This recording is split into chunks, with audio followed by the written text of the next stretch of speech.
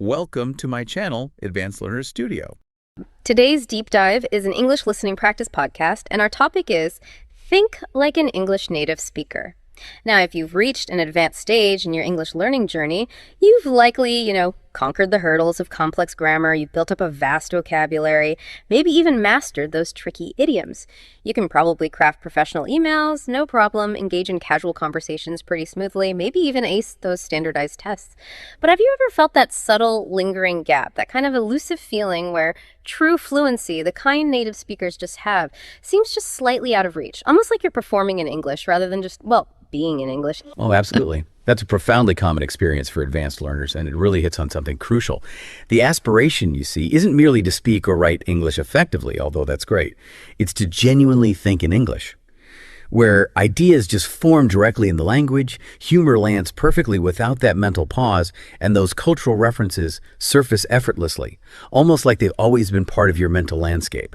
This isn't just about language proficiency.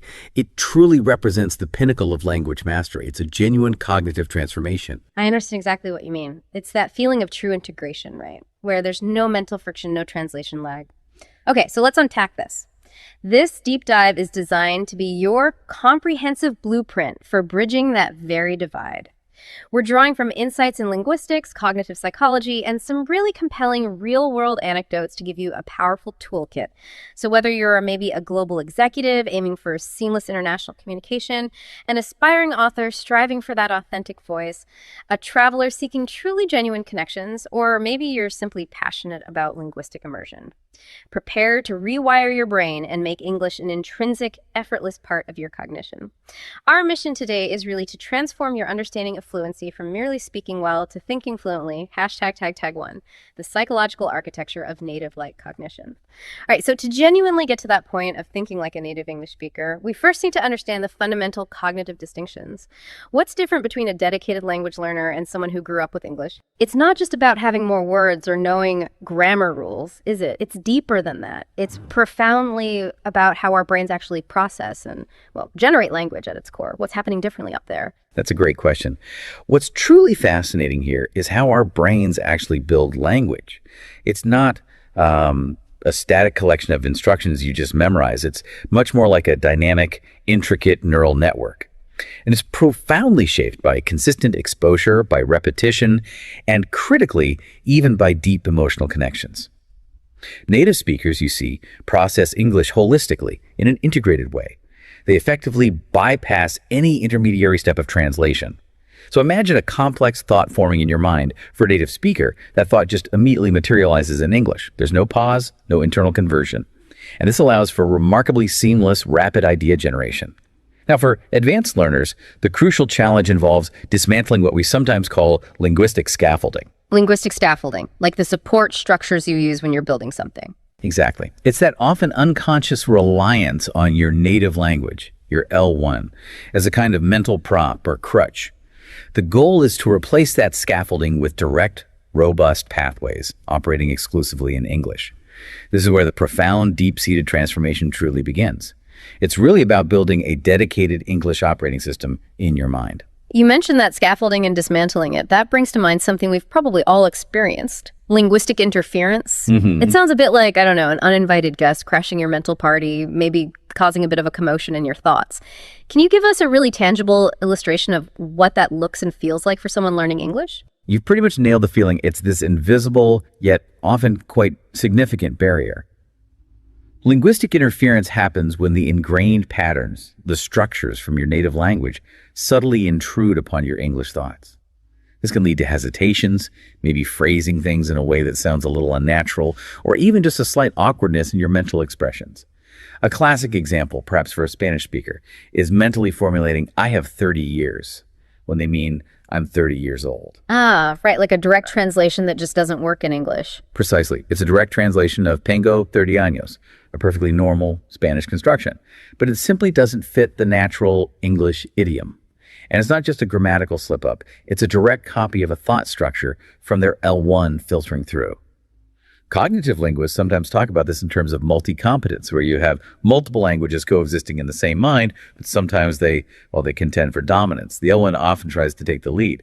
Wow. So it's actually more insidious than just making a speaking error. It's like you're forming the thought incorrectly in your head first before you even say anything. That must be incredibly frustrating and probably really energy consuming too, right? It absolutely can be. So how do we even begin to overcome something so ingrained, this sort of automatic mental translation habit? Well, to get past this, the core strategy really involves cultivating what's known as language mode switching. This idea comes from research on bilingualism, and it basically entails consciously entering an English-only mindset. Think of it like flipping a mental switch, creating an internal English-only zone where you deliberately try to disengage your native language. Like putting up a do not disturb sign for your L1. Kind of. And psychologically, this significantly reduces your cognitive load, that mental effort involved in constantly juggling between languages. You're no longer doing that mental translation dance. Studies have consistently shown that regularly practicing in these monolingual modes actually strengthens the brain's inhibitory control. It helps you suppress those L1 intrusions that can slow down your thinking and make it feel less spontaneous. It's about training your brain to stay comfortably in that English lane. So it's like creating a mental English-only bubble. That sounds incredibly practical, almost like a mental workout to build new pathways. Exactly. A superb way to start is by designating specific English zones within your daily life. Maybe your morning routine, while you're brewing coffee, getting dressed, that becomes a no L1 territory. Or perhaps your workout session, or even your daily commute could be strictly English in your head. Over time, this habituation, and this is deeply rooted in Hebbian learning theory, the idea that neurons that fire together wire together, fosters the creation of solid, dedicated English neural circuits. These become your default pathways, your brain's preferred route for thought in those situations. The more you use them, the stronger and faster they get. But I imagine that's not always easy, is it? Well, what if you're really you're in your English zone and your native language still barges in? It's hard to just turn off decades of ingrained habits. That's a very valid point and a very real challenge. It often leads to what some call the interference rebound effect. This is when mental fatigue or stress or just plain exhaustion can cause your L1 to creep back in more forcefully. It's like your brain's automatic default setting kicking back in. It's like trying to walk a tightrope in English when you're tired. Your brain, seeking the path of least resistance, just wants to drop back to the familiar ground of your native tongue. Yeah, that makes sense. So what's the solution then? Just try harder. Well, not necessarily harder, but perhaps smarter. The real insight here isn't just to redirect, but maybe to build mental resilience against that fatigue. When you notice those L1 intrusions, instead of seeing them as failures, maybe view them as subtle cues. Cues to recalibrate and gently strengthen your English pathways. You can use mindfulness techniques. Acknowledge the L1 thought, then gently, without judging yourself, redirect it back to English. It's a continuous, almost meditative practice of mental recalibration. It enhances your focus, much like meditation does. This consistent, gentle redirection over time trains your brain to inhibit those L1 patterns more effectively, even when you're tired. This is really captivating stuff. You mentioned earlier that native speakers don't just use words, they feel them, often on a quite profound, visceral level, like your example, butterflies in my stomach. It conjures a very real physical sensation, doesn't it? Because it's inherently linked to personal experiences. As learners, how do we begin to tap into that kind of emotional depth and weave it into our English thoughts rather than just, intellectually understanding a phrase? This brings up a profoundly important question because you've really hit upon a fundamental truth. Emotional connection is absolutely vital for achieving that deep, native-like fluency. This process, sometimes called emotional anchoring, draws from insights in affective neuroscience. That's the field studying how the brain's limbic system, our emotional center, intricately intertwines language with emotions. Research in this area reveals something quite interesting. Bilingual individuals often process emotional words more slowly in their second language. Really? Why is that? Well, it seems to happen because the amygdala, which is often called our brain's emotional switchboard, doesn't light up quite as readily for words in a second language. It's almost as if your emotional circuit for English isn't fully wired yet, unless you consciously work to forge those deep feeling-to-word connections. It highlights that true emotional fluency isn't automatic. It's actually a skill you actively cultivate, like building a whole new set of emotional associations directly in English. So it's not enough to simply know the dictionary definition of anxiety. You need to genuinely feel the butterflies in English too. That makes sense. How do we start actually building those feeling-to-word connections then? That's the key. For advanced learners, Cultivating this involves actively journaling, or even just mentally narrating intense experiences exclusively in English. For instance, after a thrilling concert, instead of just thinking, I had fun, try describing it vividly in English in your head. Wow, the crowd's energy was absolutely electric. I felt like I was on cloud nine, totally lost in the music. Yeah. Or, when you're faced with a really frustrating delay, mentally express it. Arg, I was absolutely fuming, felt ready to blow a gasket from the sheer inconvenience. Right. This approach beautifully mirrors how native children acquire their first language, through emotionally charged, significant interactions that bind words directly to feelings, bypassing any purely intellectual meaning stage. It grounds the language in your actual lived experience. I really like that idea of narrating your own life in English, especially the highs and the lows. It makes the language feel truly personal, not just academic. Exactly. And you can amplify this significantly through multimedia, which is excellent for sensory engagement. Watch emotionally resonant scenes from films. Maybe consider a powerful drama, something that really pulls at your heartstrings, and mentally narrate your reactions as the story unfolds. Ask yourself, what are the characters feeling? What are you feeling as you watch? Psychologically, this process can actually release endorphins, those feel-good chemicals in your brain. This makes the learning process not only more enjoyable and rewarding, but also, well, more addictive in a positive sense. It can significantly accelerate fluency by making the experience deeply rewarding.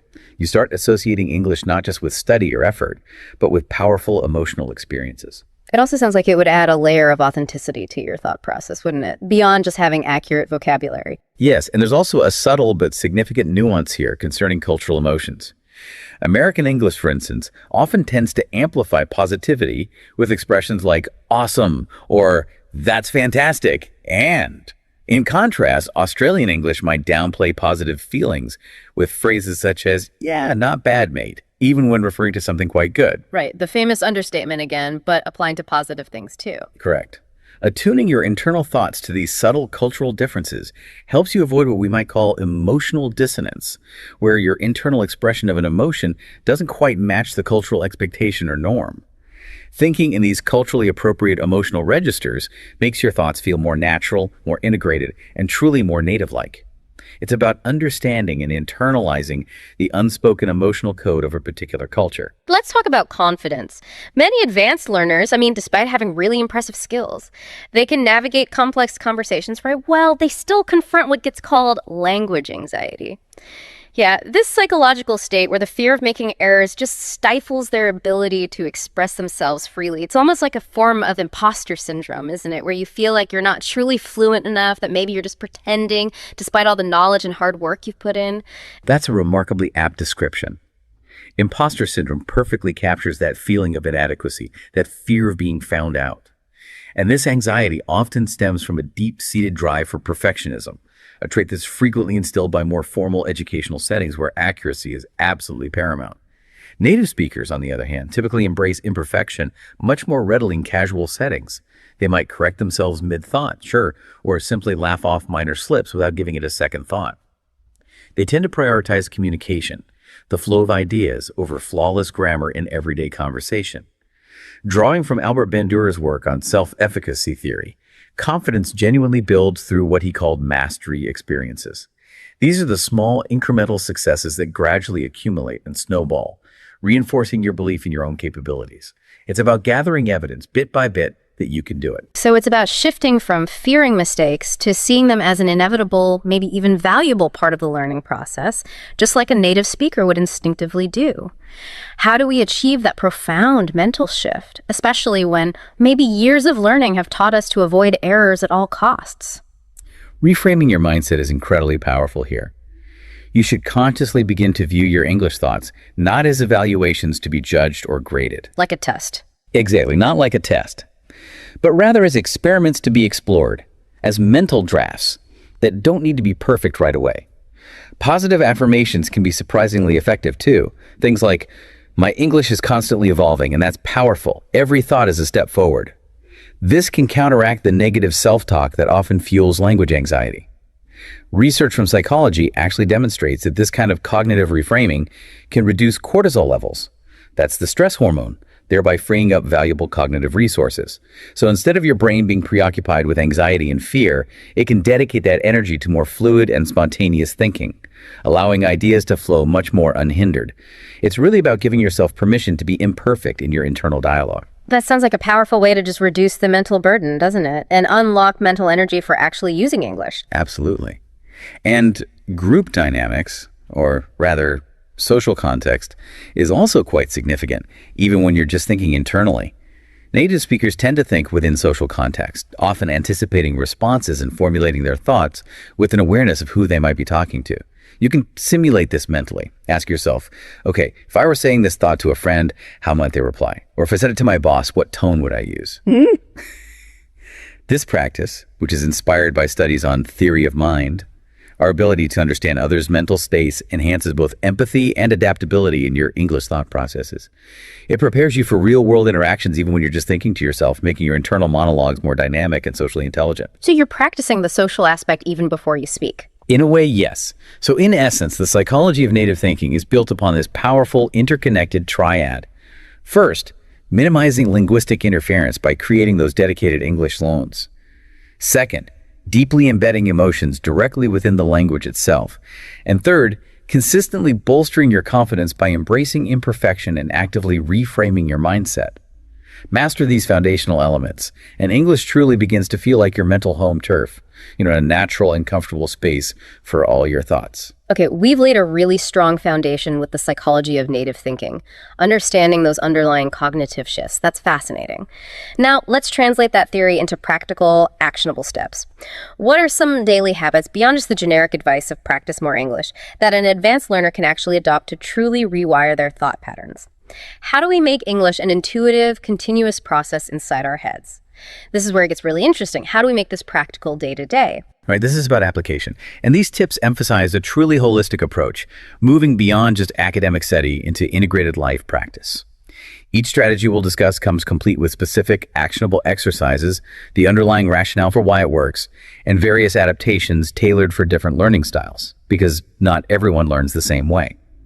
The overarching goal here is to make these advanced thought patterns not just accessible, but truly second nature, so they become automatic, effortless processes. Hashtag A2A. Cultivate a persistent English internal monologue. This first one sounds absolutely fundamental. If we want to think like a native, our inner voice, that constant internal chatter we all have, it has to start speaking English more often, right? It can't be constantly translating from our native language in the background. That's precisely it. The bedrock, the absolute foundation of native cognition, is an unbroken internal narrative in English. Natives don't consciously sit there and decide to think in English. It's just an automatic, continuous, almost unheard process most of the time. To achieve this, you need to commit to maintaining an English monologue for progressively escalating periods each day. You can start small with mundane everyday routines. While you're cooking, think step by step in English. Okay, I need to chop the onions finely now, then saute them until they're golden. Ooh, that smells absolutely divine. Narrating the small stuff. Exactly. Then, as you get more comfortable, challenge yourself to advance to more abstract reflections. For example, during your commute, maybe ponder something like, democracy's inherent flaws certainly include its susceptibility to populism, but its enduring strengths really lie in its system of checks and balances. This direct processing completely eliminates that translation lag we talked about. It aligns beautifully with ideas like Krashen's input hypothesis. Krashen's input hypothesis. That's a cornerstone concept in language acquisition, isn't it? Could you briefly maybe unpack how that ties into developing this internal English monologue? Sure. Krashen's theory essentially states that we acquire language best by understanding messages that are just a little bit beyond our current level, what he famously called I+1, or comprehensible input plus one. Now, when you're constantly generating English thoughts internally, you're essentially providing yourself with this continuous stream of comprehensible input, but it's coming from within. By cutting out the translation step, you're forcing your brain to process English directly. This perfectly aligns with his idea that acquisition happens most effectively when we focus on the meaning, not just the grammatical form, within that slightly challenging I+1 zone. You're basically becoming your own primary source of English input, tailored perfectly to your level. That makes perfect sense. You're feeding your brain exactly what it needs from the inside out. So what's a good practical way to practice this internal monologue beyond just, thinking? Is there anything more active? Yes. A highly effective exercise is audio journaling. Simply grab your phone and record your daily thoughts out loud in English. Don't worry about perfection at all. Just let the English flow naturally. Later, you can listen back, maybe even transcribe parts of it, and refine your thoughts for fluency and precision. For visual learners, mind mapping your thoughts on paper or using a digital tool can be incredibly beneficial. It lets you see the connections and structure your English thinking visually. Auditory learners, on the other hand, might find it helpful to actually speak their thoughts aloud, even if it's just softly to themselves, to fully engage their auditory processing. Psychologically, this consistent active repetition helps ingrain these patterns via long-term potentiation in the hippocampus that's your brain's memory control center. It's like forging a mental superhighway, making those English pathways incredibly robust and your brain's go-to routes for thought. They become faster and more automatic over time. Okay, that's helpful. And what if someone speaks multiple languages already? How do they prevent maybe diluting their English efforts or having their other languages interfere too much with this process? That's a common question for multilinguals. A useful adaptation is to consider alternating your internal monologue languages, perhaps on a weekly or even daily basis. This helps maintain balance in your linguistic skills without diluting your focused English immersion. For example, you might dedicate Mondays entirely to English thought, Tuesdays to another language, and so on. This trains your brain in distinct language modes and strengthens your ability to switch between them cleanly. #B. Internalize idioms through contextual webs and storytelling. Idioms. They're always a challenge, aren't they? They never seem to mean what the words actually say, kick the bucket, spill the beans. How do native speakers just know them so instinctively? And more importantly, how can we get there? You're right. Idioms can be really perplexing because their meaning is non-literal. It's figurative. The core idea, though, is that idioms aren't just isolated phrases for native speakers. They are seamlessly woven into these interconnected thought webs in their minds. For example, the phrase "spill the beans" immediately connects to a whole network of concepts related to secrecy, betrayal, gossip, revealing information. Sometimes, learning their etymologies, their origins, can make them incredibly sticky and memorable. For instance, spill the beans might originate from ancient Greek voting practices where beans were used to cast votes, and spilling them revealed the secret ballot.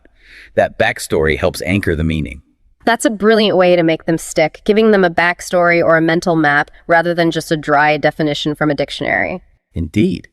So you should actively try to build these contextual webs in your own mind. Start from an idiom like "under the weather," which simply means feeling ill. From there, you can then link it to related concepts or other idioms, perhaps "fair weather friend," which describes an unreliable companion who's only around during the good times. Then, the real magic happens when you start using them actively in little mental stories. Okay, so I was feeling really under the weather yesterday, so I decided to call my supposed friend for help, the fair weather one. But guess what? They completely ghosted me talk about adding insult to injury. This narrative approach cements their meaning and usage contexts, making them feel like natural parts of your mental toolkit, ready to be deployed spontaneously when the situation fits. That's a very creative way to learn them, definitely far beyond just using flashcards. What specific exercises could someone do daily with this storytelling approach? Well, you could engage in daily idiom immersion. Pick maybe 2 or 3 new idioms each day, and instead of just memorizing them, challenge yourself to craft a short, imaginative mental narrative that incorporates them naturally within a few minutes.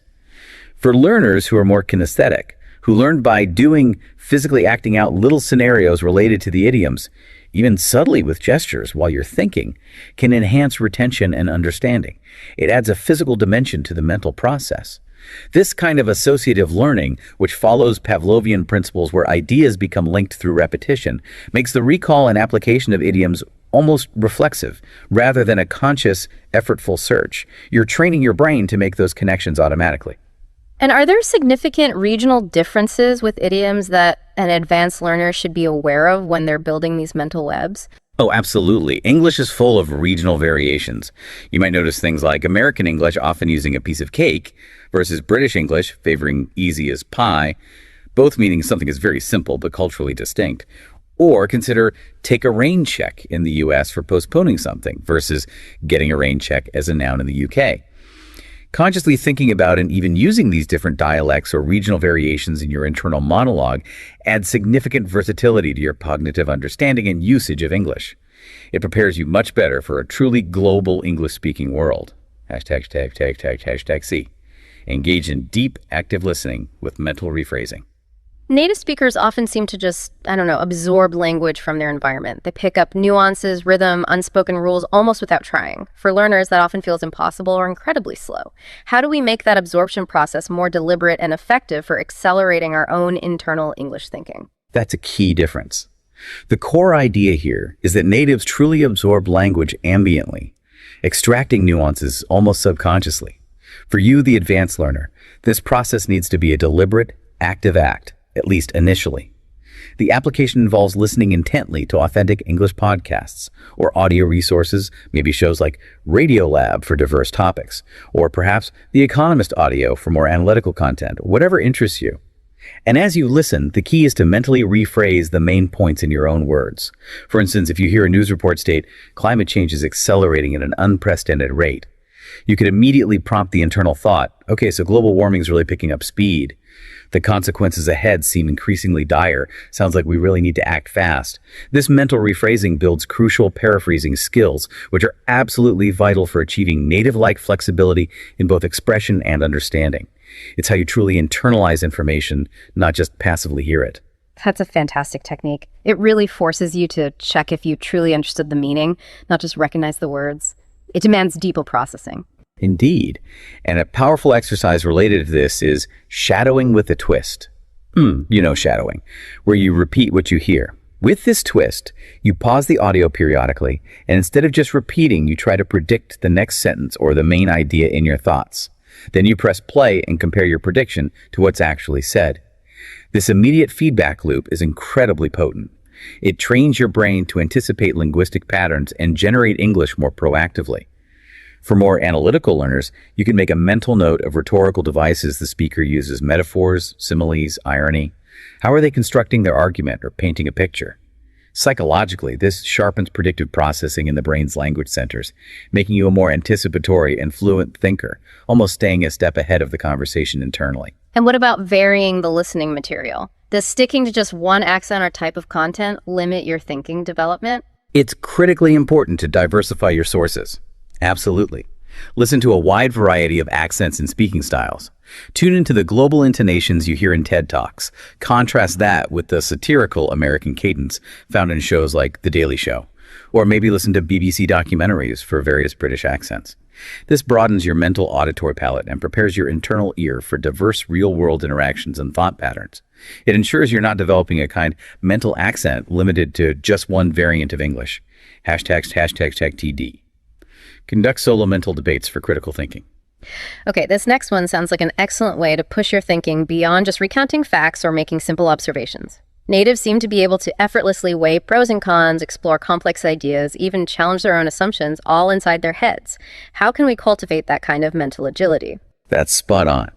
The core idea is that native speakers often deliberate internally with remarkable ease, fluidly weighing pros and cons, exploring different angles spontaneously.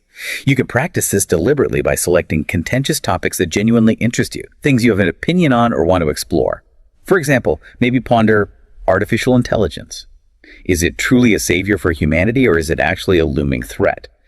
First, argue affirmatively in your mind. Okay, AI significantly boosts efficiency. It's revolutionizing fields like medicine and data analysis. It could potentially solve grand global challenges. Then immediately pivot and counter with opposing thoughts. But its rapid deployment could spark widespread job displacement, it might deepen societal inequality, and it raises profound ethical questions about control and autonomy.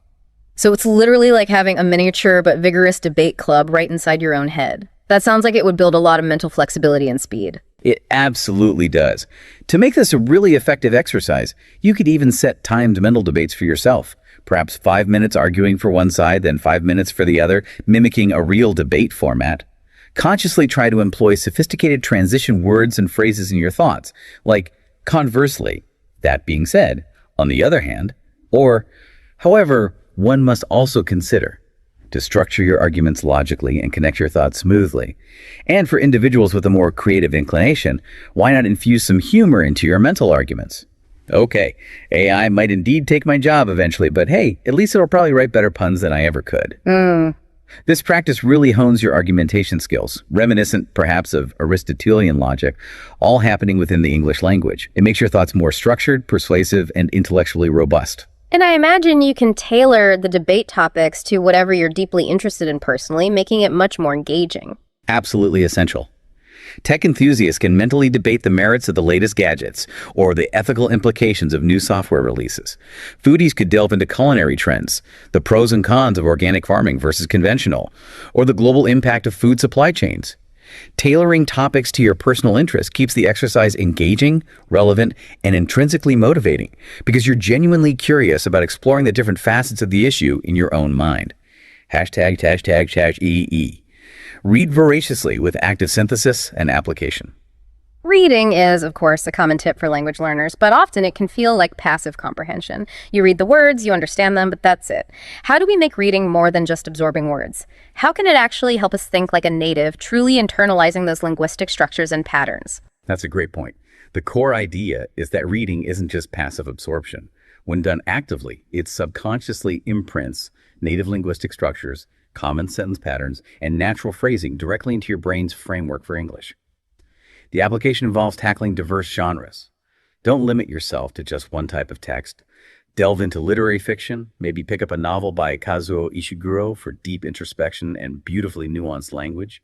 Then switch to nonfiction works, perhaps Malcolm Gladwell's Outliers, for insights into social dynamics and structured argumentation. And don't forget online forums like Quora or Reddit. They're fantastic for exposure to authentic colloquialisms, informal language, and current opinions expressed naturally. After reading a chapter or a significant article, take a moment to mentally summarize it. Okay, Ishiguro really explores the fragility of memory and identity here. It's truly haunting stuff, makes you question your own past. Then, crucially, try to apply it to your own life or experiences.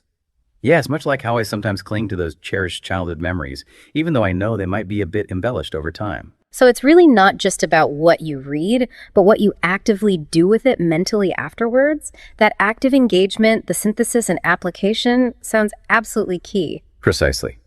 An effective exercise is to paraphrase passages you've just read in varying styles. Try taking a formal paragraph and mentally rewriting it in a much more casual, maybe even slangy tone. How would you explain that same idea to a friend? For learners who benefit from tactile engagement, digitally annotating or highlighting key passages as you read can enhance focus and create a physical connection to the text. Psychologically, this active process leverages what's called schema activation. It means you're effectively integrating the new information from your reading with your existing knowledge frameworks, making the new language and ideas stick much better. They become part of your mental furniture, not just isolated facts. You're not just storing new words. You're building a rich, interconnected network of ideas in English. And beyond just traditional text, what about visuals? Can things like graphic novels play a role in this active reading and thinking process? Incorporating visuals is a really smart move, actually. Explore graphic novels like Art Spiegelman's Mouse or Marjane Satrapi's Persepolis, which powerfully combine narrative with evocative imagery. This can significantly help you think more descriptively, forcing you to connect visual cues with their English interpretations and expanding your ability to describe what you see, feel, and imagine directly in English. It engages multiple parts of your brain simultaneously, strengthening the learning. #F. Incorporate slang, colloquialisms, and fillers naturally. Okay, let's talk about the really informal stuff. Native speakers often have this natural, casual flair in their thinking, using expressions like, "that's dope" for something impressive, or just naturally weaving in words like or, without sounding awkward. How do we, as learners, adopt that kind of authenticity in our internal dialogue without sounding forced or, unnatural? That's a common concern. The core idea is that native speakers think with a certain casual flair because it reflects how they actually speak. They integrate phrases like "that's dope" or "that's brilliant" quite spontaneously when something genuinely impresses them. You can track current trends by consulting resources like Urban Dictionary, following social media influencers from different English-speaking regions, or just paying close attention during informal conversations you overhear or participate in. A good exercise is to consciously give your more formal internal thoughts a mental makeover sometimes. Recast them in a slangy or colloquial way just for practice. For instance, if you just had a very productive meeting, instead of the formal mental affirmation, "the meeting was highly productive," you might internally think, "wow, that meeting absolutely killed it. We got a ton done." Or, "yeah, the meeting slayed." This practice injects a sense of authenticity and conversational ease into your internal voice over time. And what about those little filler words and sounds like, that people use constantly in real speech. They often get edited out of formal writing, but they're so prevalent in natural conversation. Should we use them in our thoughts? That brings us to a useful psychological tip. Judiciously using common fillers and discourse markers I mean, or so to speak, in your mental monologue can actually be beneficial. They're not just wasted words or signs of uncertainty. They often serve important functions in natural speech, like signaling a thought process, holding the floor, or adding emphasis or nuance. They can actually aid conversational flow internally too, giving your brain a fraction of a second to organize its thoughts and preventing you from overthinking or getting stuck mentally. They give your internal voice a more natural rhythm and cadence. The key, of course, is moderation to maintain clarity. But their strategic use can make your internal English feel much more natural and less robotic, less like reading from a script. They're a part of the natural melody of native speech patterns. ###G. Visualize and simulate real-life scenarios. Mentally. This next one sounds intriguing. Native speakers often seem to preempt interactions by mentally rehearsing them, almost without conscious effort. They play out potential conversations in their heads beforehand. How can we harness that power of mental simulation to improve our own English thinking and prepare for real situations? The core idea is exactly that. Natives frequently, often subconsciously, preempts interactions by mentally rehearsing them. You can apply this technique very deliberately by imagining everyday scenarios, like ordering food at a busy restaurant or asking for directions. In your mind, think through the entire interaction. Okay, I'll have the burger, please, but could I hold the onions? Oh, and a side salad, cheers. But don't just think the words. Visualize the entire interaction with rich sensory details, the tone of voice you'd use, the gestures you might make, like pointing, the expression on the server's face, the bustling environment around you. This full sensory experience makes the mental simulation much more powerful and realistic. So it's not just about scripting the words you'd say, but immersing yourself in the whole multi-sensory experience of a real interaction. That makes a lot of sense for really cementing language use and context. Absolutely. A powerful exercise building on this is scenario scripting. Mentally rehearse more complex upcoming situations. Job interviews, first dates, presentations, or even potential debates or difficult conversations. And crucially, don't just script the perfect interaction. Include potential mishaps or unexpected turns. Okay, what if they ask me this tricky question? If I flub the answer initially, I'll recover by acknowledging it with a bit of humor. Maybe say something like, well, that didn't quite come out as planned, did it? Let me rephrase that. Yeah. The psychological benefit here is immense. This kind of multisensory engagement significantly solidifies your thoughts and potential responses, making them more resilient, readily accessible, and adaptable when you face the actual situation in real time. You're essentially pre-programming your brain for success and flexibility in English, even in challenging moments. ###H. Explore phrasal verbs and prepositions through pattern recognition. The dreaded phrasal verbs and prepositions. They are notoriously tricky for learners because they often seem so arbitrary, so illogical. Put up with, put off, put out. They all use put, but mean different things. Native speakers seem to just intuit the right one. How can we get to that level of intuitive understanding in our own thoughts? You're right, these can be quite challenging. But the key is that native speakers don't usually memorize lists. They intuit them because they recognize underlying patterns, not just individual definitions. The core idea for learners is to consciously look for and group similar phrasal verbs or prepositions that function similarly. For instance, consider the put examples: put up with, tolerate, put off, delay, put out, extinguish or inconvenience. Or think of the various common uses of the preposition up: wake up, stand up, cheer up, give up. Notice the patterns. An effective exercise involves conducting mental drills where you list these variations and then actively use them in full, grammatically correct sentences in your head. Okay, I can put up with the daily traffic on my commute, but sometimes the noise really puts me off my game for the rest of the morning. I wish they wouldn't put out so much construction noise. So it's about seeing the connections and maybe the underlying logic, even if it's subtle, rather than trying to memorize each one in complete isolation. That sounds much more efficient and less overwhelming. It generally is. The psychological benefit here is that this focus on pattern recognition, facilitated by what cognitive scientists call chunking theory, dramatically speeds up recall and makes these complex structures feel more manageable. Your brain starts to see, for example, put plus preposition as a family of related verbs with distinct but related meanings, rather than hundreds of individual unrelated items to memorize. This makes them feel less arbitrary and more intuitive over time, allowing you to use them more spontaneously and correctly in your thoughts without that constant, effortful searching for the right one. #I. Practice abstract and philosophical thinking in English. It's easy, I think, for learners to get stuck in practical, everyday English. Describing your day, ordering food, talking about hobbies. But truly thinking like a native surely means going beyond that, engaging with complex, abstract ideas, right? Yeah. How do we push our internal English into that deeper, more sophisticated territory? Indeed, that's a vital step for advanced fluency. The core idea is to consciously advance beyond concrete, everyday thoughts and really push your mind into deeper conceptual territory using English. You can apply this by deliberately pondering complex ethical questions exclusively in English. For example, in your mind, grapple with something like, is the philosophical concept of utilitarianism fundamentally flawed? Because it often seems to ignore individual rights in favor of what it deems the greater good. This kind of mental wrestling demands, and therefore develops, a higher level of linguistic sophistication and nuance. An effective exercise is to engage in daily philosophizing, even briefly. Reflect on current news events or social issues, not just reporting the facts in your head, but exploring the underlying implications. This proposed government policy certainly seems utilitarian in its stated aims, but at what potential cost to individual freedoms and long-term social cohesion? That's a powerful way to really expand your mental toolkit, isn't it? It forces you to articulate complex arguments and nuanced positions entirely in English. Absolutely. The psychological benefit of this practice is that it profoundly expands your cognitive depth and flexibility within the English language itself. It forces you to engage with more nuanced vocabulary, sophisticated logical connectors, like furthermore, consequently nonetheless, and complex sentence structures, all of which become more second nature when you regularly apply them to abstract thought. It effectively moves you from merely describing the world around you in English to interpreting, analyzing, and critically evaluating it, all within the framework of the English language. #J. Integrate humor and wordplay into thoughts.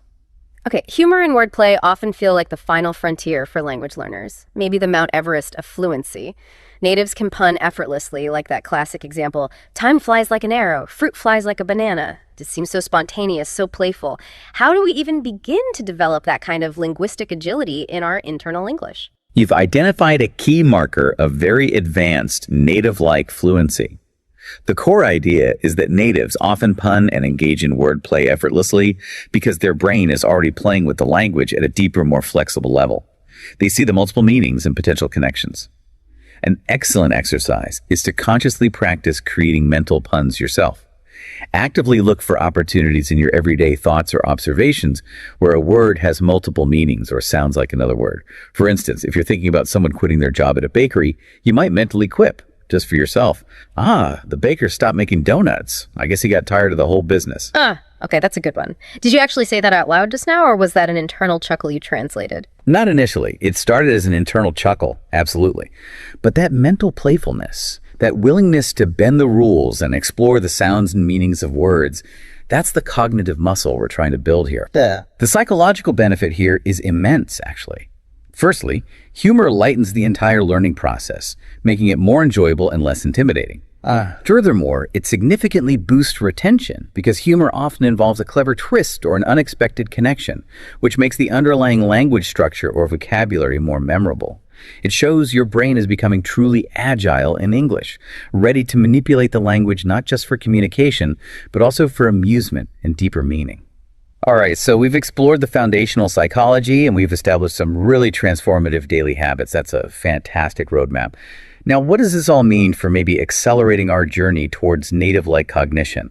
Beyond the consistent, steady effort, are there any clever tricks or, psychological hacks we can leverage for more rapid gains? Almost like mental shortcuts to speed things up. Absolutely. Think of these next ideas as tricks, or perhaps accelerators.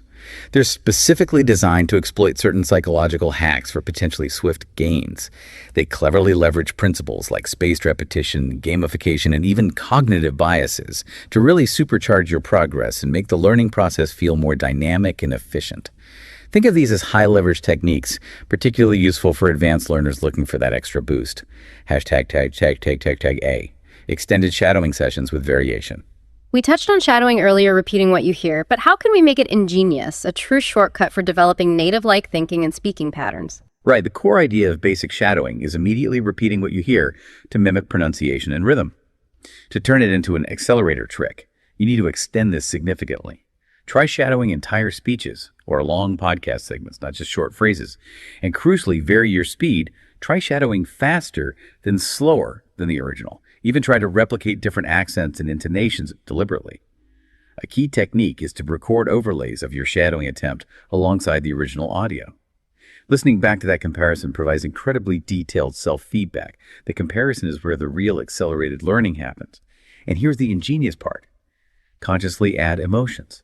Shadow a monologue trying to sound angry, then joyfully, then with deep contemplation, actively trying to convey a specific feeling in your voice, matching the original if possible. The psychological benefit here is profound. This doesn't just enhance your prosody, the natural rhythm and intonation of speech, but it also dramatically improves your overall expressiveness and your accessible emotional range in English.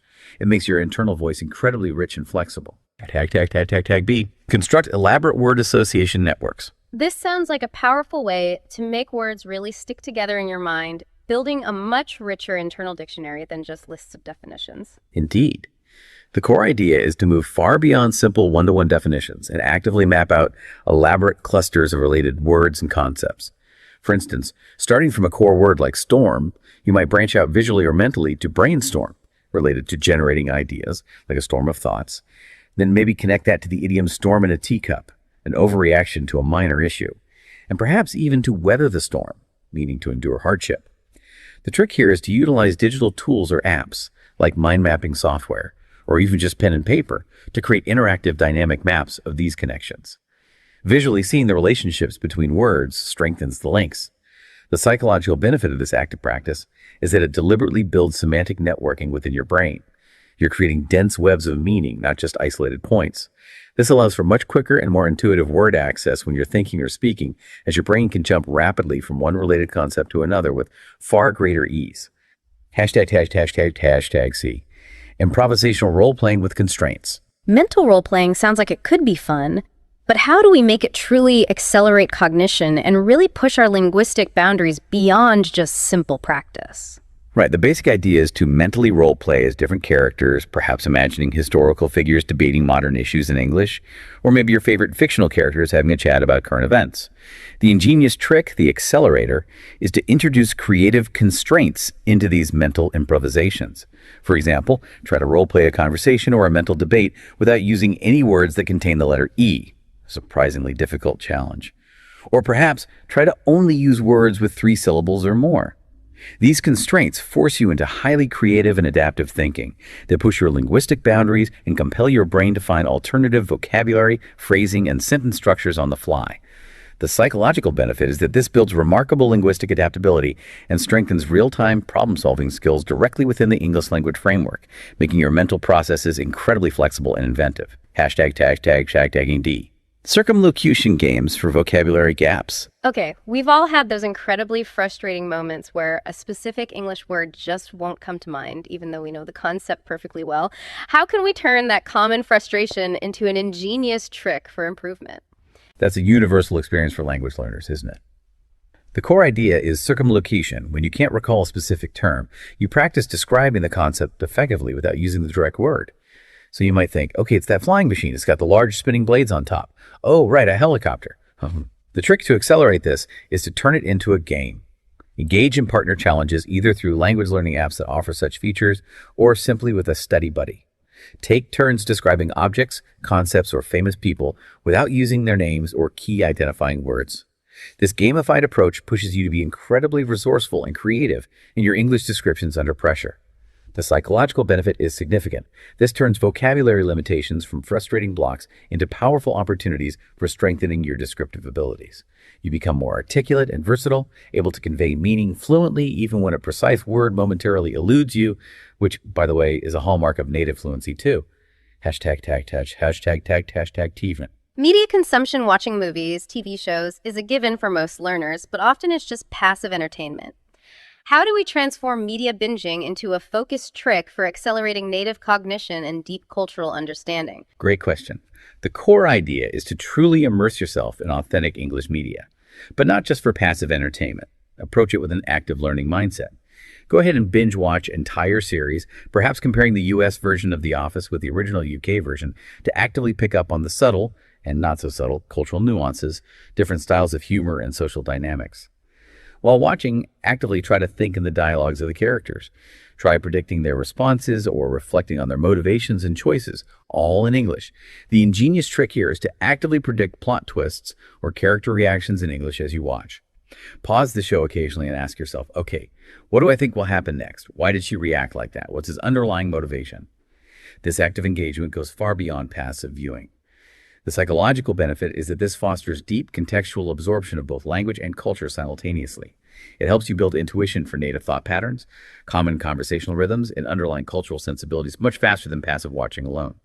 Hashtag filler and discourse marker drills. We talked about those little filler words and discourse markers native speakers use, basically, like so to speak. They seem so subtle, almost subconscious. Can we consciously practice thinking with those, and how would that work as a trick? Absolutely. The core idea is to practice consciously incorporating these common fillers and discourse markers into your internal thought stream, not just your spoken language. Phrases like basically, actually, or so to speak. Remember, these aren't just verbal crutches. They often serve important pragmatic functions in natural speech, signaling thought processes, managing turns, adding emphasis, or softening statements. The trick is to actively analyze how they're used in real-world speech. Watch TED Talks, listen to natural interviews, or pay attention to casual conversations, specifically observing the placement and function of these markers. Ask yourself, why do they say actually there? What function did you know serve? Then consciously try to use them appropriately in your own internal monologue where they feel natural. This isn't about peppering your thoughts with meaningless fillers, but understanding their role and integrating them strategically.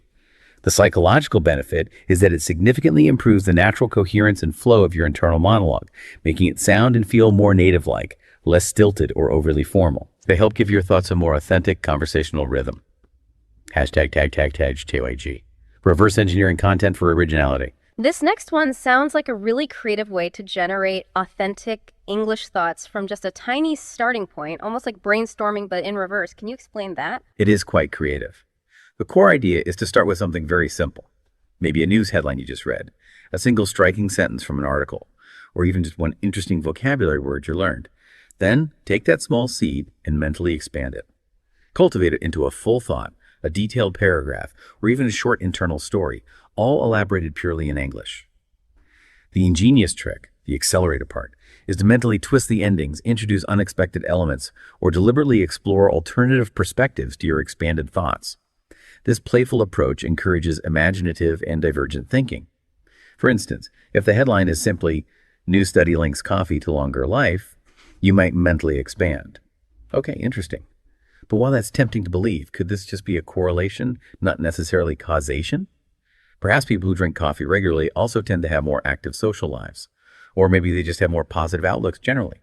Maybe it's not the coffee itself, but the routine of starting the day with intention. The psychological benefit is that this practice fosters innovation and truly creative thinking directly within the English language framework. It makes you a more inventive, flexible, and original communicator, both internally and externally. Hashtag mnemonic devices for complex structures. Mnemonics memory aids are great for memorizing lists, like shopping lists or historical dates. But how can they possibly apply to thinking more fluently in complex English grammatical structures like conditionals or the subjunctive mood? That's a good question. The core idea is to create memorable acronyms, vivid mental images, or short, catchy phrases to help you recall and correctly use complex or often confusing grammatical structures. Think about conditionals or the subjunctive mood, which could be tricky. A classic, though perhaps slightly dated example, is using the title of the song, "If I Were a Rich Man," to help anchor the correct structure for the hypothetical subjunctive mood. If I were, not if I was. The ingenious trick here is to personalize these mnemonics. Link them directly to your own life events, your personal experiences, funny memories, or even inside jokes you have with yourself. This personal connection makes them far more potent and sticky in your memory. For instance, for the often confusing past perfect tense, had plus past participle, you might create a vivid mental image of a time-traveling chef who had already cooked the entire meal before the party guests even started arriving. Make it weird, make it memorable. The psychological benefit is that these personalized devices act as powerful, readily accessible memory aids. They make complex grammatical rules feel less abstract, more concrete, making them available for your internal thoughts much more quickly. This frees up cognitive space so you can focus on the meaning you want to express rather than consciously checking grammar rules. Hashtag, sensory linking for vocabulary. We talked earlier about emotional anchoring for vocabulary. What about linking new words to our other senses? Sight, sound, smell, taste, touch. Can that act as a shortcut for making vocabulary more deeply ingrained? That's a great connection to make. Yes, absolutely. The core idea is to link new vocabulary items directly to distinct, concrete sensory experiences. Don't just learn an abstract definition. Actively try to activate your senses in relation to the word. Connect the word pungent, for example, not just with the definition strong smelling, but with a specific, sharp, almost stinging smell of raw onions or strong vinegar. Connect velvety, not just with smooth like velvet, but with the luxurious, soft feel of a specific fabric you've touched. The trick to accelerate this is to practice mental sensory walks. As you go about your day, actively notice your surroundings and consciously describe your environment internally using vivid English vocabulary for each sense you experience. Oh, the morning air feels so crisp today, and the scent of freshly baked bread is wafting over from the bakery. I hear the distant drone of traffic. This multisensory engagement helps to create a much richer, more complex mental representation of words. The psychological benefit of this multisensory learning is that it profoundly enhances recall and deepens your understanding of words. It makes them truly come alive and feel readily accessible in your mind, not just as abstract symbols on a page, but as concepts grounded in real-world sensation. Hashtag, JB Pony challenges with the rewards. Okay, all these strategies, habits, and tricks require sustained effort and motivation over time. How do we keep that motivation high and make this whole journey feel enjoyable and sustainable rather than a chore? That's the million-dollar question for any long-term learning goal, isn't it? The core idea here is to leverage the power of gamification, turning the process into a kind of game. Set specific, measurable, personal thought quotas or challenges for yourself. For example, okay, today I will consciously have at least 100 purely English thoughts, or this week I will try to use 5 new idioms naturally in my internal monologue before lunchtime each day. Make them achievable but challenging. Then, upon successful completion of your mini goal, give yourself a small, genuinely enjoyable reward. This could be anything that motivates you: 15 minutes of guilt-free social media browsing, a favorite snack, listening to a song you absolutely love, or watching a short, funny video. The trick is to potentially use apps that help track your progress or provide structured challenges, making it feel more like a game with clear milestones and immediate gratification. Or simply use a habit tracker. The psychological benefit here is powerful. This taps directly into your brain's dopamine-driven motivation system. Dopamine, often called the reward chemical, makes the entire learning process feel more rewarding, enjoyable, and crucially, much more sustainable in the long run. You're actively building positive associations with the act of thinking in English. Right. Even with all these fantastic, insightful tips and these clever accelerator tricks, we know that the path towards native-like thinking isn't always smooth. It's definitely not a straight line upwards. What are some common pitfalls or obstacles that learners frequently encounter on this journey? And more importantly, how can we skillfully anticipate and sidestep them to maintain our progress and avoid getting stuck or, worse, discouraged? That's a crucial area to address, definitely. Yeah. Because being forewarned really is forearmed in this case. Uh-huh. Recognizing these potential obstacles allows you, the learner, to develop proactive strategies for sustained growth and to prevent that feeling of discouragement when things inevitably get tough. We want to smooth out that learning curve as much as possible. Hashtag A. Over-reliance on formal structures. Okay, first pitfall. It seems easy, especially after years of academic learning focused on grammar and proper usage, to get stuck in thinking in overly formal English. You're always trying to be correct, right? Exactly. That's a very common pitfall.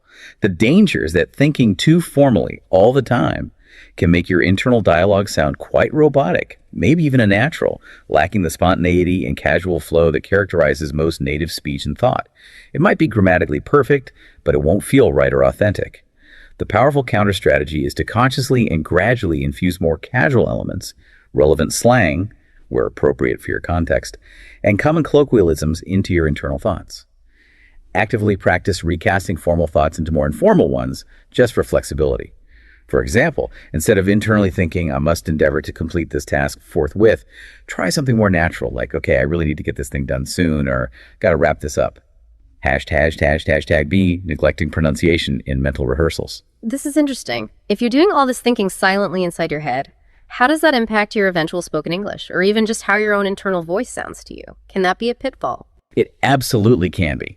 The pitfall here is that if you only ever think silently without paying any attention to the actual sounds of the language, you might miss out on critical phonetic practice. Your internal voice might be pronouncing words incorrectly or using the wrong stress patterns without you even realizing it. And those incorrect internal patterns can then translate directly into your spoken English when you try to articulate them. The effective counter is to consciously think with pronunciation in mind sometimes.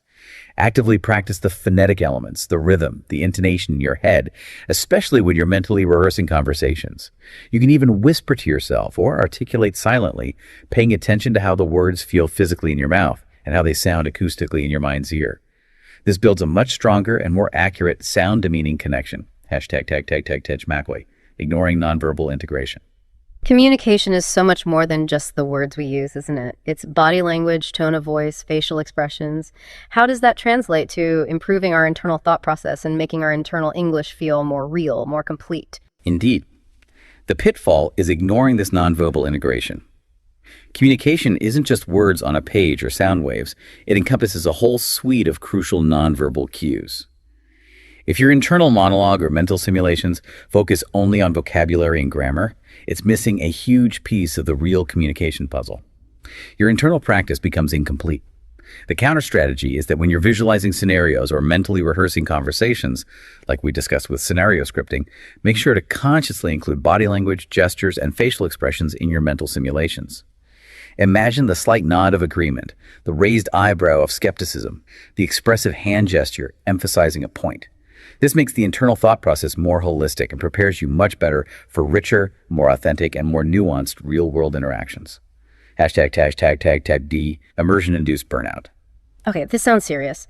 All this intense focus, this constant mental effort required for immersion and thinking in English, that can be incredibly exhausting, can't it? How do we avoid just burning out and giving up or feeling completely overwhelmed by it all? That's a very real and significant concern.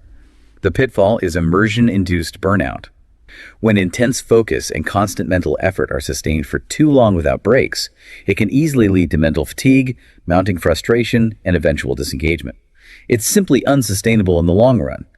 The intelligent counter strategy is to schedule regular, deliberate breaks from intense English focus. Consciously mix your English immersion activities with other hobbies, relaxation techniques, or activities in your native language. Don't be afraid to completely switch off the English brain for a while each day or week. Balance is absolutely key to maintaining motivation and ensuring long-term progress. Pushing too hard consistently often leads to regression, not faster progress. #rebel cultural misalignments. English is such a global language now, spoken natively in so many different cultures with different norms. How do we navigate those subtle or not so subtle differences in our internal thoughts and expressions without causing confusion or even unintentional offense when we eventually communicate? It's a significant point, especially for advanced learners aiming for global competence. The pitfall is cultural misalignments.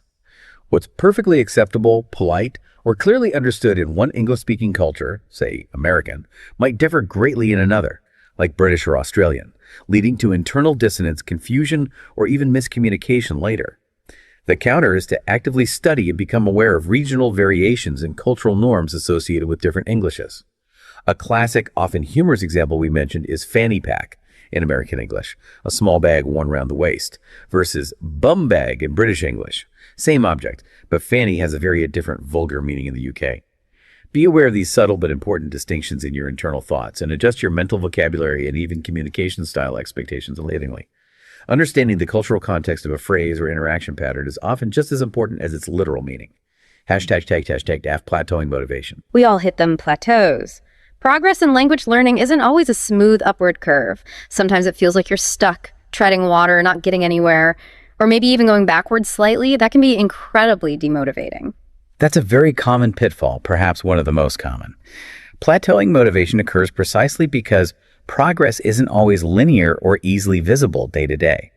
You might feel stuck or that your significant efforts aren't yielding noticeable results, even when subtle progress is happening beneath the surface. The powerful counter here is twofold. First, set achievable, small, specific milestones rather than huge, vague goals.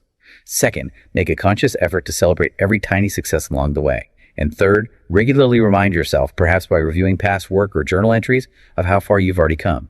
Keep a mental or even physical log of your achievements, no matter how small they seem. Acknowledging progress is vital for maintaining momentum and boosting your self-efficacy, your belief that you can keep going. Break down the huge goal of native thinking into micro victories you can achieve this week or even today. #GKatie. Overthinking grammar. This seems counterintuitive. We spend so much time and effort learning grammar rules and striving for correctness. Can that actually become a hindrance when trying to think fluently and spontaneously like a native? It can, surprisingly, especially at the advanced stages. The pitfall is overthinking grammar. Becoming overly preoccupied with consciously applying grammatical rules in every single thought can seriously hinder fluid, spontaneous thinking. It creates too much mental friction and self-monitoring.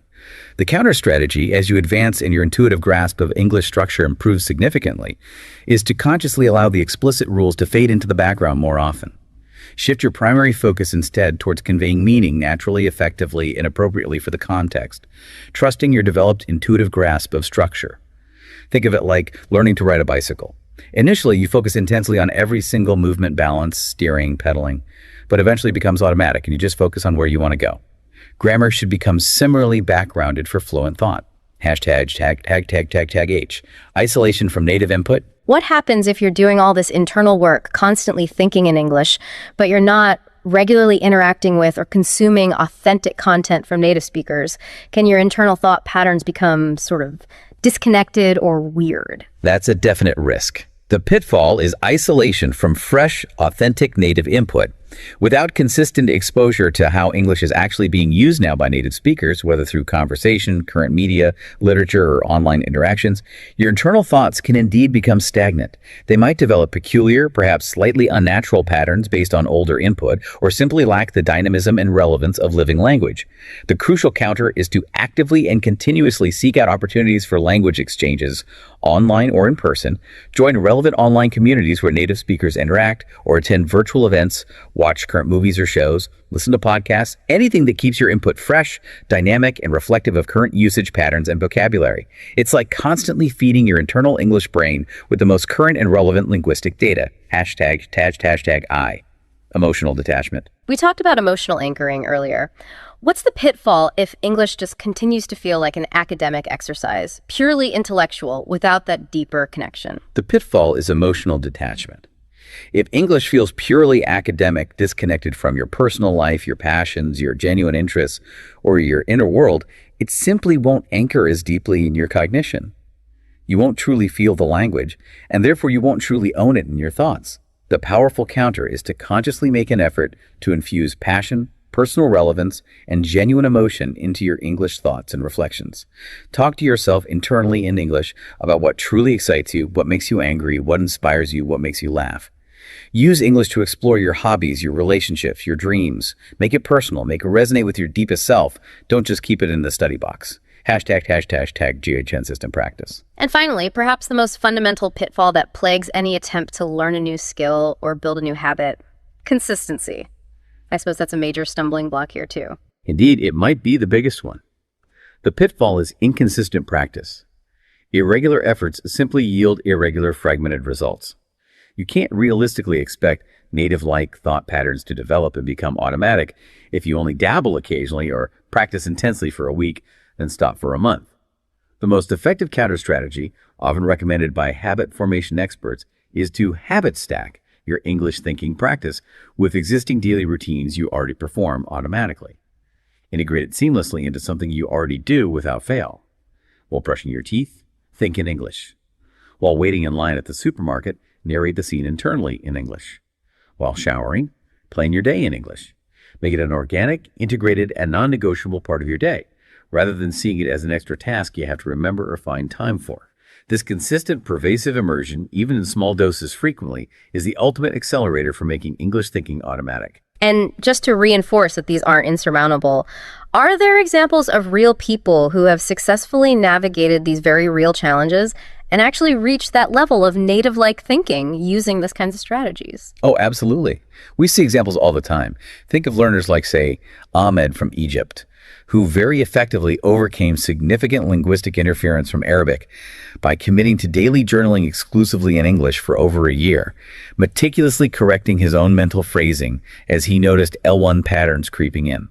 Or someone like Sophia from Brazil, who mastered complex English idioms not by rote memorization, but by creatively and humorously weaving them into her daily mental storytelling exercises, making them feel like a natural part of her personal narrative repertoire. These aren't just theoretical challenges outlined in textbooks. They are very real, everyday hurdles for advanced learners, and they are consistently overcome with targeted, persistent, and intelligent strategies. It shows that this journey, while challenging, is entirely achievable. Now, one of the most fascinating aspects of English, and perhaps one of the most challenging for learners aiming for native thinking, is that it's not a single monolithic language at all.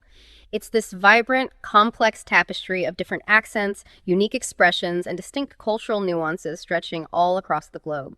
How does this incredible diversity impact our goal of thinking like a native speaker? And maybe more fundamentally, what does native even really mean in this context when there's so much variety out there? This raises a profoundly important question, and it's absolutely vital for advanced learners to recognize that thinking like a native speaker isn't about perfectly replicating one single standard accent or dialect. Often, such a single standard doesn't even truly exist. Instead, it's much more about developing an understanding of and an ability to adapt to the incredible diversity within the English language globally. Different regions, shaped by their unique histories and cultures, naturally foster distinct thought patterns, different communication styles, unique cultural values, and characteristic expressions, all of which shape how ideas are formed and conveyed in that variant of English. So the goal becomes about becoming cognitively agile across these variants, or perhaps choosing to deeply specialize and immerse yourself in one particular variant that's most relevant to your life or goals. Okay, let's start with perhaps the most widely exported variant, American English. What generally characterizes its underlying thought patterns, and how might that manifest internally for someone tuning into it? American English, broadly speaking, is often characterized by a generally optimistic, can-do attitude and a quite forthright, direct communication style compared to some other variants. Think about illustrative phrases common in American culture like, "go for it," or "you got this." These don't just function as simple encouragement. They truly reflect a prevalent mindset that values boldness, taking initiative, and a preference for clear, unambiguous directness in both internal thought and external expression. So, your internal monologue, if you are deeply attuned to this variant, might naturally lean towards more explicit statements of intent, feeling, or opinion, perhaps with less hedging or ambiguity than in other cultures. You might find yourself thinking more readily in terms of clear goals, individual achievement, direct problem-solving approaches, and often maintaining a positive or proactive framing even when discussing challenges. How does that compare with British English? We often hear about the famous British understatement and perhaps a different sense of humor. How does that influence thinking? British English, again generalizing, often features a distinct cultural preference for understatement, a dry, often self-deprecating wit, and perhaps a more reserved or indirect approach to expressing strong emotions or opinions, especially in initial interactions.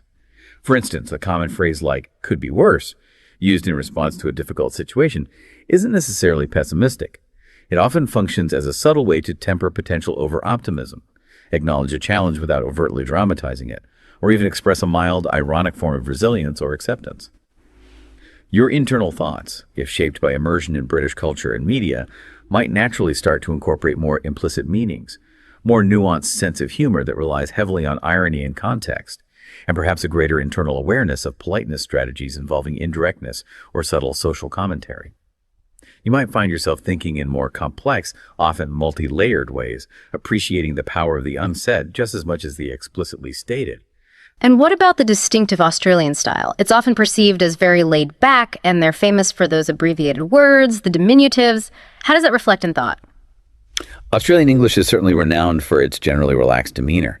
That extensive use of diminutives, arvo for afternoon, brekkie for breakfast, barbie for barbecue, and a strong cultural emphasis on camaraderie, often referred to as mateship. The core idea here is that the concept of mateship extends beyond just being a word.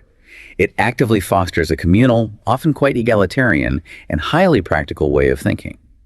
Your internal thoughts, influenced by Australian English, might naturally become more abbreviated, perhaps more direct in a practical sense, cut into the chase without excessive formality. There's often an ease in internalizing and utilizing local slang and informal expressions quite freely in your mental dialogue. There tends to be a pragmatic, straightforward approach to problems, often underlined by a good-natured, resilient, and perhaps slightly anti-authoritarian tone. India, of course, has a massive and diverse English-speaking population, and its variant, or rather variants, are incredibly rich and unique. How does Indian English influence thinking and internal expression? Indian English offers a fascinating and unique blend, often seamlessly incorporating local linguistic structures, perhaps from Hindi, Tamil, Bengali, etc., syntax patterns, or even question formations, and frequently displaying a rich, often more overt expressiveness compared to some Western variants. The core idea is that you might find yourself, if immersed in this context, naturally incorporating Hindi loanwords or specific regional terms into your hybrid English thoughts, reflecting the deeply multicultural and multilingual reality of India. Linguistic fluidity is often the norm. The thought process itself can sometimes be more elaborative, using richer vocabulary or more complex sentence structures. And it's often comfortable with more overtly emotional or even dramatic expression than might be typical in some more reserved Western variants of English. This reflects cultural propensities for expressive communication, vivid storytelling, and strong interpersonal connections. The internal narrative might feel richer, more colorful. Wow, the diversity is incredible. So, if someone listening wants to truly embrace these diverse nuances and genuinely learn to think flexibly across these different English variants, how do they practically go about achieving that? To genuinely grasp these rich nuances and, more importantly, integrate them flexibly into your own thinking patterns, you really must actively adapt and diversify your consumption of media and input. Don't just watch generic English media.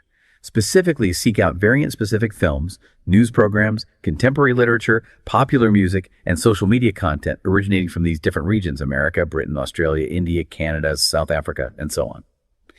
As you consume this diverse input, consciously try to attune your internal dialogue to these different perspectives. Notice how ideas are expressed, what communication styles are valued, what cultural assumptions might be underlying the conversation, how humor works differently. This practice not only significantly broadens your mental dexterity and cognitive flexibility in English, but it also deepens your understanding and appreciation of English as a truly global, dynamic, and multifaceted language. It prepares you much better for navigating any English-speaking context you might encounter in our interconnected world. Hashtag outro. What an absolutely incredible journey we've taken today.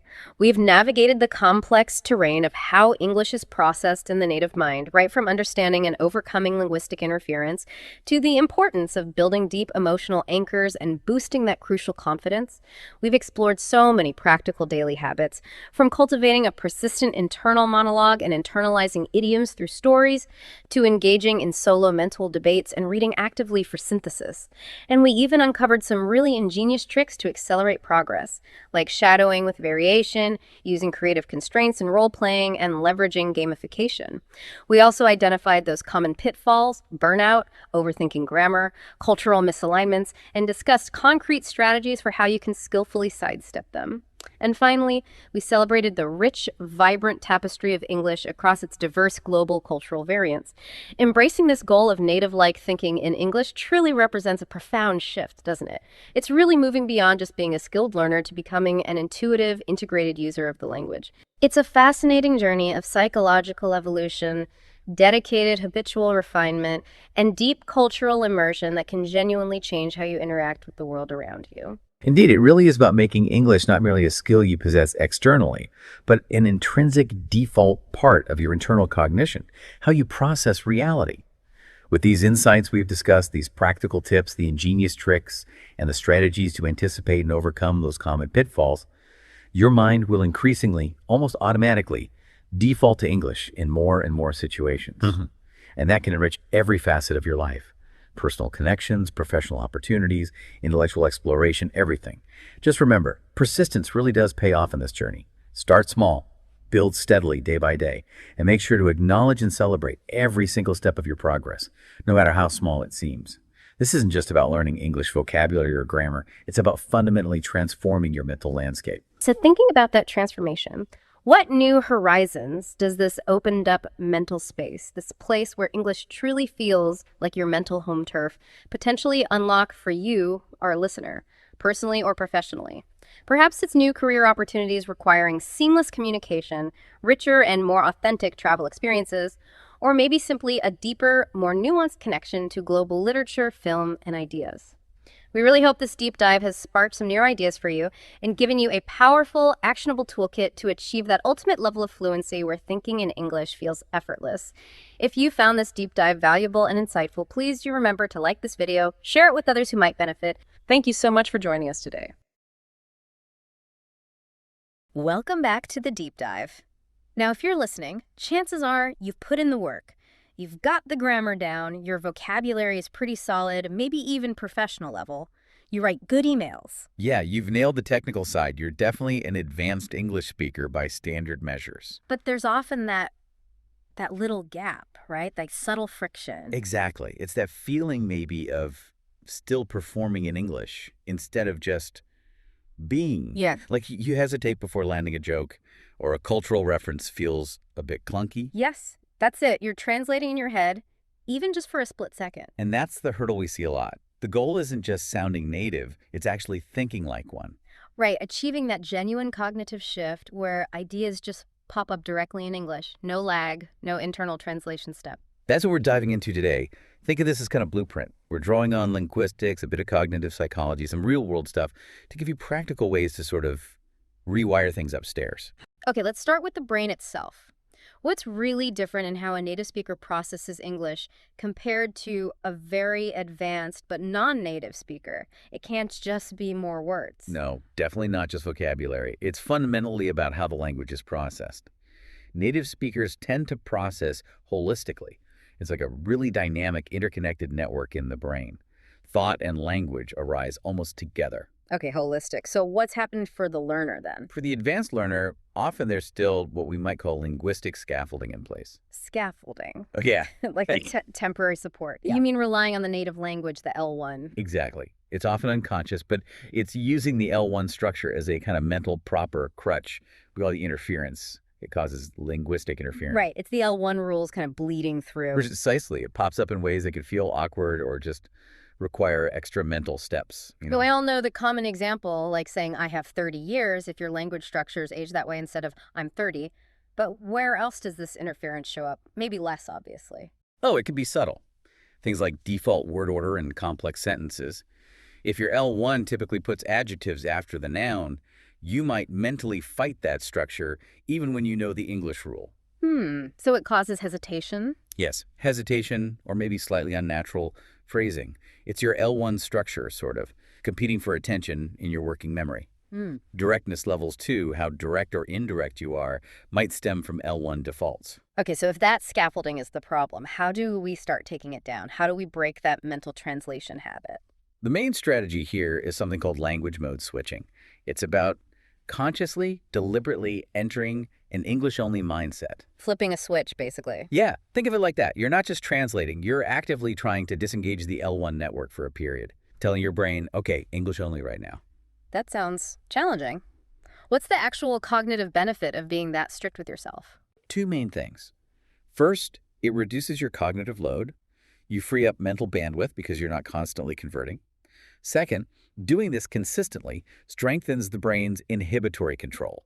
Inhibitory control, meaning the ability to block out the L1. Exactly.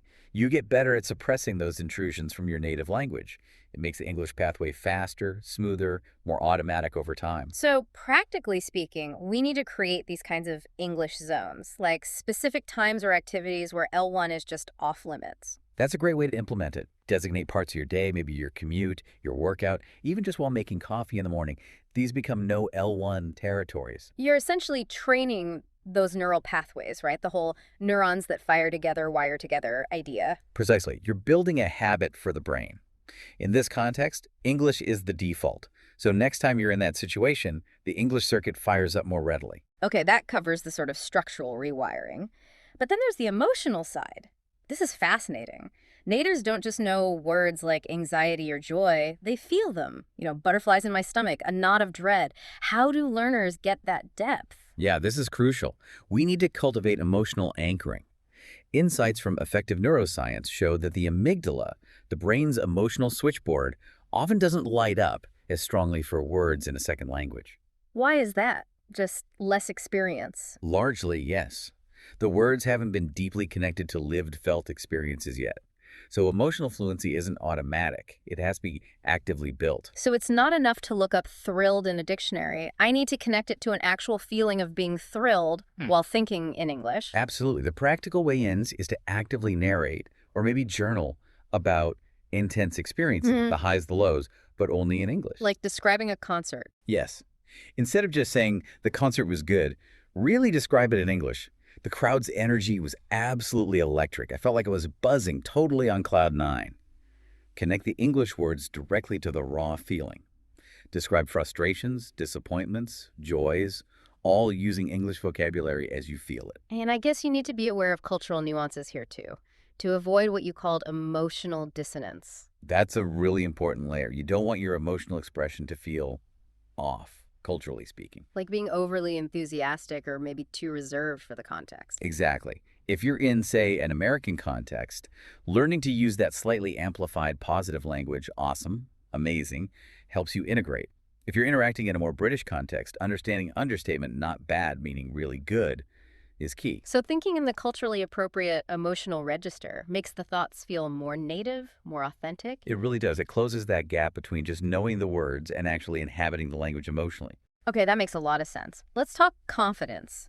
This feels like a big one. So many advanced learners seem to hit a plateau because of, well, language anxiety or imposter syndrome, that fear of making mistakes. It's huge. And it often stems from years of formal learning where accuracy was paramount. Native speakers, though, are rarely focused on perfect grammar in casual thought or speech. Flow is more important. So how do we counter that ingrained perfectionism? We need to tap into what Albert Bandura called mastery experiences. Confidence builds through small, successful steps. But the key here is also a mindset shift. It's about reframing. Reframing mistakes or reframing the thoughts themselves. Reframing the thoughts. You need to consciously start viewing your internal English thoughts and even your spoken attempts, not as performances to be judged, but more like experiments to be explored. Experiments, like mental drafts. Exactly. Like, let me try thinking about this problem in English. How does this phrasing feel? Does this capture my idea? This cognitive reframing is incredibly powerful. It actually lowers cortisol, the stress hormone. Which frees up mental energy. Precisely. Instead of your brain being locked down by fear of error, it's freed up for more spontaneous, creative, and fluid thought. You give yourself permission internally to be imperfect. That's a liberating thought. Okay, let's get really practical now. Habits. Specific things to do daily. You mentioned the foundation is an unbroken internal narrative. Yes, this is the bedrock, I think. You have to practice maintaining an internal monologue in English. Start small, maybe for just 5 minutes, then gradually increase the time. Narrating everyday things. Exactly. Mundane stuff is perfect to start. Making coffee. Okay, need the filter, where are the beans? Grinding them now. Just describe your actions and immediate thoughts, but only in English. And then build up from there to more complex thoughts. Yes. Graduate to planning your day, thinking through a work problem, reflecting on something you read or watched, ponder bigger ideas, politics, ethics, whatever during downtime, but force yourself to do it in English. This directly tackles the translation lag because there's no L1 involved. Zero translation lag. And it aligns beautifully with Stephen Krashen's input hypothesis. You're essentially providing yourself with continuous, comprehensible input, I+1. You become your own language immersion source. That's neat. And a good tool for this could be audio journaling. Oh, definitely. Recording yourself thinking out loud in English is fantastic. Don't worry about perfection. Focus on flow. Just get the thoughts out. And hearing it back helps solidify it. It does. It reinforces the patterns, helps you notice where you might be hesitating, and just makes the whole process more concrete. You're literally building those English thought highways in your brain. Okay, next challenge, idioms. The classic head scratcher. Kick the bucket, spill the beans, under the weather. How do natives just know these, and how can learners internalize them so they feel natural? Idioms rarely live alone in the brain. For natives, they're woven into these rich, contextual webs. They stick because they're connected to stories, situations, sometimes even their origins, their etymology. Like spill the beans. Does knowing the origin help? It often does. Knowing it might come from ancient Greek voting methods, where beans were used, makes spilling them accidentally reveal the secret vote. That story provides a hook. So forget flashcards with just the idiom and definition. Pretty much, yes. You need context. So instead of just memorizing under the weather sick, try linking it in a mental web. Maybe connect under the weather to related ideas like calling in sick or even contrasting it with feeling on top of the world.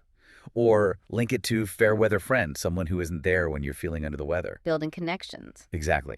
And an even better exercise is to create tiny mental stories using the idioms. Make them active. Yes. For instance, I was feeling really under the weather last week, couldn't even get out of bed. And wouldn't you know it, my supposed friend, total fair weather friend, didn't even text to see how I was.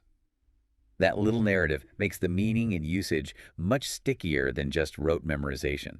That makes sense, embedding it in a scenario. Okay, shifting gears slightly. We're talking about thinking like a native, but English is global now. There isn't just one native way of thinking or speaking.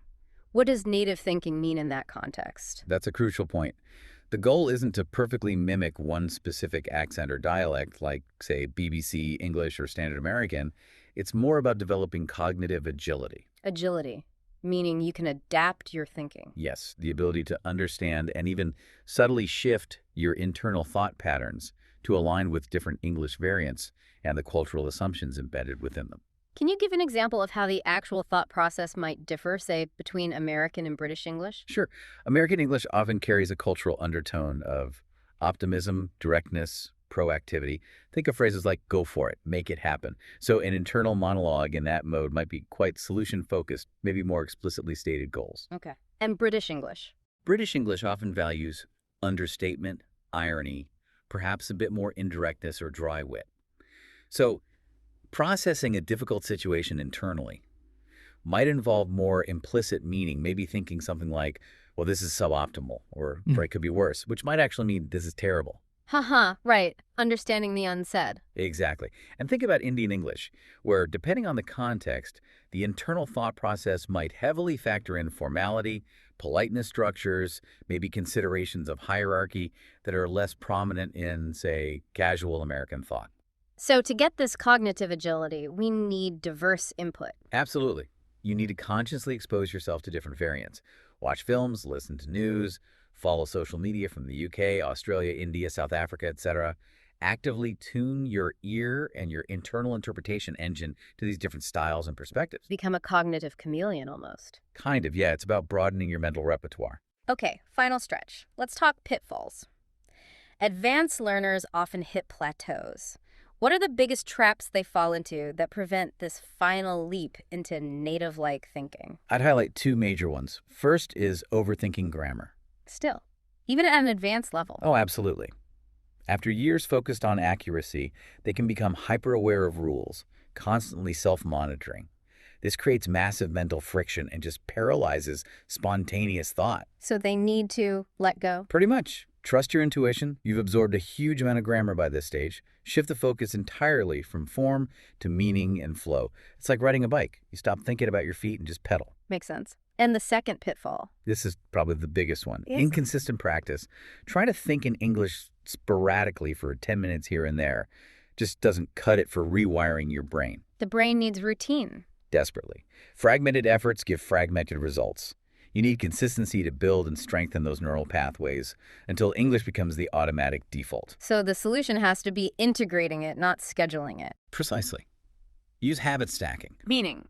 Link the think in English practice to things you already do automatically. Brush your teeth. Think in English. Wait in line. Think in English. Commuting. Yeah. Think in English.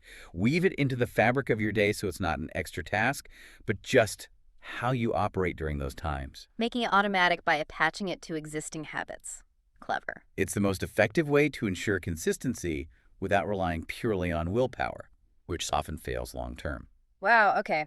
This has been incredibly useful. We've really broken down the process. Tackling that linguistic interference, anchoring language to real emotions, building confidence by reframing thoughts as experiments, and establishing those crucial daily habits like the internal monologue and habit stacking. Yeah, it's a multifaceted approach. It's not just about learning more stuff. It's about changing how your brain works with the language. Transforming the mental landscape, as you said earlier. Exactly. And the key is persistence. It takes time, but leveraging these cognitive strategies consistently really does make English feel like an intrinsic part of your thinking. Effortless. So a final thought for everyone listening as they start applying these ideas. Now that you're working towards making English feel like your true mental home turf, What new possibilities, what new horizons might this unlocked cognitive space open up for you? That's a great question to ponder. Maybe it's finally feeling completely seamless in international work meetings. Or perhaps it's about connecting more deeply with global culture, literature, or ideas without that translation barrier. That effortless internal space really can be the launch pad for the next big step, personally or professionally.